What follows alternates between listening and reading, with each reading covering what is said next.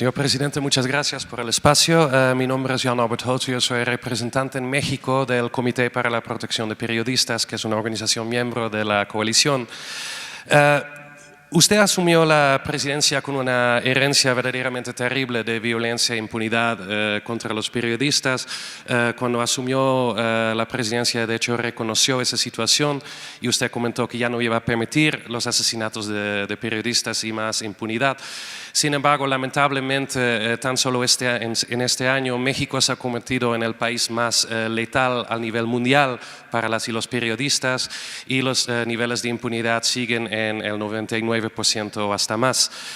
Este verano su gobierno recibió por parte de la representación de la Alta Comisionada para los Derechos Humanos de las Naciones Unidas un diagnóstico sobre el funcionamiento del mecanismo federal para la protección de las personas defensoras de derechos humanos y periodistas. Valoramos de forma muy positiva que este informe se realizase a petición expresa de la Subsecretaría de Derechos Humanos, de SEGOP. Su gobierno tiene, por tanto, conocimiento de los profundos retos que enfrenta dicha institución y, en concreto, tal y como el informe concluyó, la falta de recursos necesarios para el funcionamiento adecuado de dicha institución.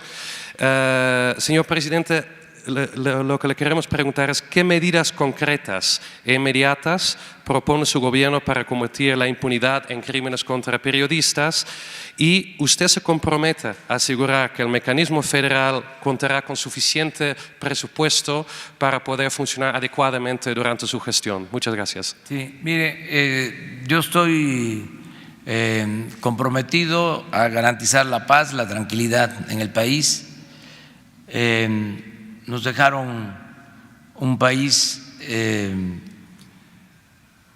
en vías de destrucción, no pudieron acabarse el país porque es muy fuerte la cultura de nuestro pueblo y porque se tiene mucha potencialidad económica en nuestro país. Tenemos un pueblo extraordinario y muchas riquezas naturales, pero sí se esmeraron en saquear a México en todo el periodo que nosotros llamamos neoliberal o neoporfirista, y no les preocupó el pueblo. Por eso se empobreció la gente como nunca, se expresó una desigualdad enorme, monstruosa en todo este periodo, y esto pues fue lo que alentó la inseguridad y la violencia. Y estamos nosotros padeciendo de esa política, de esa inercia que nos dejó la política de pillaje, la política de saqueo, la llamada política económica neoliberal. Quisieron enfrentar el problema de la violencia con violencia. Impulsaron eso, utilizar la fuerza para tratar de resolver el problema de la inseguridad y de la violencia. Y agravaron más la situación, porque no se puede enfrentar la violencia con la violencia. La paz es fruto de la justicia. Entonces, por eso los crímenes, los asesinatos y en esto también los asesinatos de periodistas, muy lamentables. ¿Qué estamos nosotros haciendo? ¿Cuál es nuestro compromiso?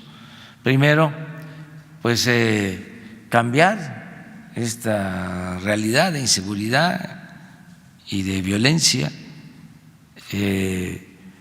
garantizando la paz, garantizando la tranquilidad ya no teniendo como estrategia fundamental el uso de la fuerza,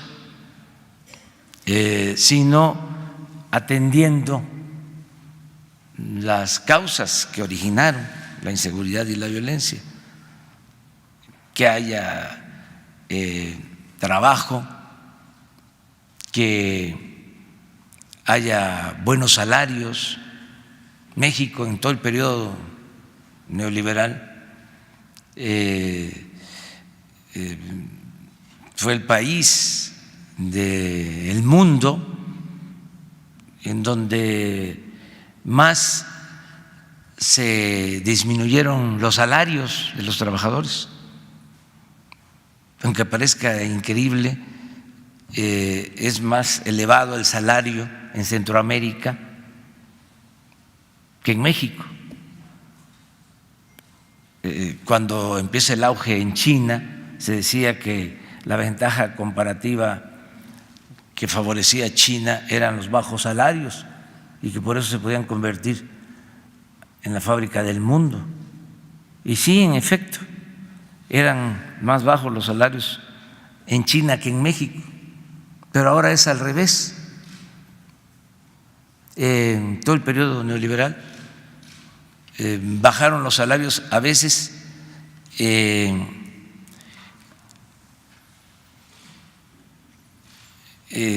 por abajo de la inflación. En 36 años del periodo neoliberal, el poder adquisitivo del salario en México perdió el 75% de su capacidad de compra. Entonces, eso fue lo que originó la inseguridad y la violencia. Hubiese estado peor si no es por que muchos mexicanos, millones de mexicanos, de manera responsable, tomaron la decisión de salir del país. Hubo éxodos durante muchos años en busca de mejores condiciones de vida, mejores condiciones de trabajo. Hubieron años en el periodo neoliberal en que salieron hasta 600,000 personas, migraron. Entonces, eso ayudó, porque en todo este periodo no hubo crecimiento económico, no había empleos, se dedicaron nada más a saquear, a robar. Ese es el problema de fondo. Entonces, esto origina la violencia, afecta a todos y a periodistas, porque aumenta el número de la delincuencia, o mejor dicho, crecen las bandas de la delincuencia organizada. Todo esto también por complicidad con autoridades, por la misma corrupción, y esto nos lleva a esta situación en que pierden la vida los periodistas. Nosotros, ¿qué estamos haciendo? La Secretaría de Gobernación, que antes era un signo de autoritarismo y de desapariciones y de tortura, se convirtió ya en la Secretaría para la Defensa de los Derechos Humanos. Y esa secretaría ahora es la encargada de la protección de periodistas, de luchadores sociales que corren riesgo por la actividad que realizan, y se les protege. Y hemos dicho que en el caso de la defensa de derechos humanos y de la protección a periodistas, no hay límite en cuanto a la utilización de recursos del presupuesto. Todo lo que se necesite. No hay ninguna limitación. ¿Estaría usted siguiendo las recomendaciones en el diagnóstico que presentó la ONU? ¿Lo van a seguir todos los que están ahí? Sí, todo lo que se requiera de apoyo. Y la protección.